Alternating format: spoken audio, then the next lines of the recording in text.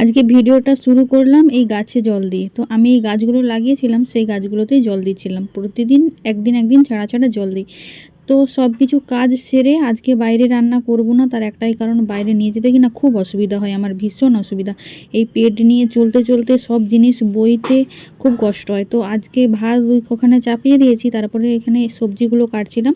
সজনা ডাঁটা দিয়ে মাছের ঝোল হবে, বিমস আলু ভাজা হবে।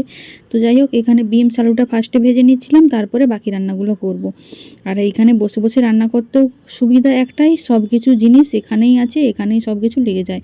আর বাইরে রান্না করলে সব কিছু নিয়ে জিনিসকে বয়ে নিয়ে যেতে হয়, আবার নিয়ে আসতে হয়। বিমস আলু ভাজা করছিলাম, পালং শাকের তরকারি করছিলাম, আর সজনা ডাঁটা দিয়ে মাছের ঝোল করব, আর টমেটোর চাটনি করব। তো এখানে মশলাটা কষে সজনা ডাঁটাগুলোকে আদা দিয়েই ঝোল করব। মাছটাকে এখানে দিয়ে দিলাম, আর সজনাটার রান্নাটাও প্রায় আমার হয়ে গেল। তো আজকের মতো এতটাই, সব এটা